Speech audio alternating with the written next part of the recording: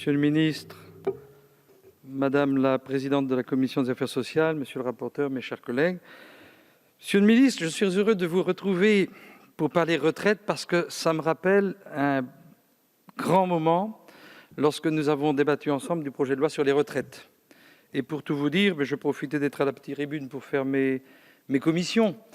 Tant que le mandat n'est pas terminé, j'aimerais qu'avant la fin de ce mandat, on puisse achever, ou tout au moins poursuivre le travail commencé sur les retraites.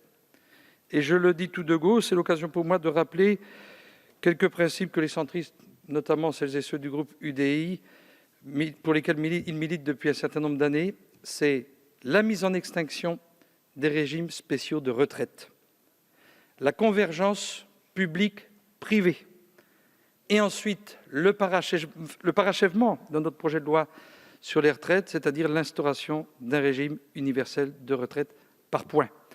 Parce que, cher André, vous avez beaucoup travaillé sur ces questions des retraites agricoles, notamment dans le dernier mandat, pour permettre de revaloriser en effet la retraite des chefs d'exploitation qui, à juste titre, méritaient bien une pension de retraite à hauteur de 85% du SMIC et les 1 000 €. Et vous avez déroulé votre pelote ou votre dossier en réfléchissant sur les conjoints collaborateurs et sur les aides familiaux. Et c'est une bonne chose, et je le dis d'emblée, je suis ici en tant que représentant du groupe UDI pour continuer le travail que nous avons commencé en commission et soutenir votre proposition de loi. Alors je sais que lorsque l'on est au gouvernement, c'est l'expérience qui nous le fait dire, cher André, c'est jamais le moment pour des avancées qui coûtent un petit peu d'argent. On a bien vu ce matin, il y avait ce que je crois une bonne proposition de loi qui concernait l'allocation adultes handicapés. On n'a pas pu aboutir. Et parmi les arguments, il n'y avait pas que, mais il y avait aussi l'argument financier. Et là, j'imagine que cette proposition de loi, dont le montant, si elle est aboutie, coûterait ou s'élèverait à 850 millions d'euros, 1 milliard d'euros, donc 850 millions à 1 milliard d'euros, peut faire réfléchir le gouvernement lorsqu'il est en responsabilité de la gestion des finances publiques. Mais je le dis aussi, vous savez, de mon expérience de citoyen et puis de celle d'élu, j'ai entendu beaucoup d'élus qui nous expliquaient depuis 30 ans ou 40 ans que ce n'était jamais le moment et qu'il n'y avait jamais l'argent pour des avancées, et notamment pour essayer d'aider les plus faibles d'entre nous. Il n'y a jamais d'argent pour ça. Mais on a bien vu qu'au moment de la crise des Gilets jaunes, on les a trouvés, les quelques dizaines de millions d'euros qu'il fallait. On les a débloqués dans l'urgence. La crise sanitaire a aussi conduit, à juste titre et à bon droit, le gouvernement à prendre des décisions difficiles pour soutenir le système économique de notre pays.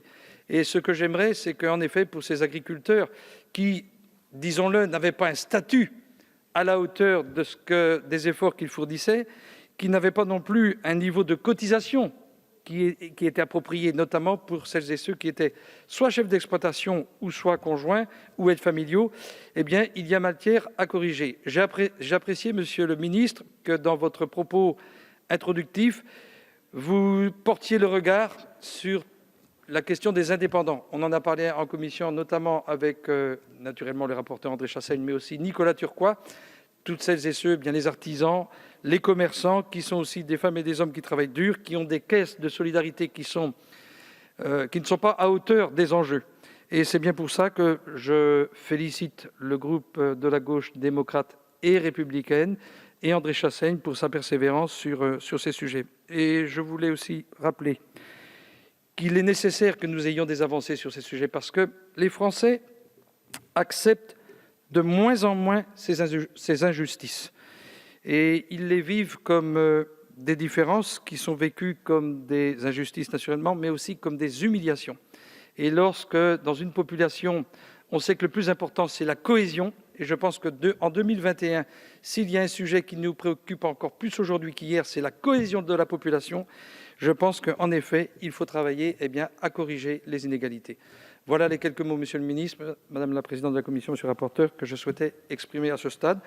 Nous allons voter en faveur de cette proposition de loi et je vais dire la conclusion qui était celle que j'ai utilisée en commission. Toutes les avancées, petites soient-elles, sont bonnes à prendre en matière de petites retraites. Je vous remercie. Merci, monsieur.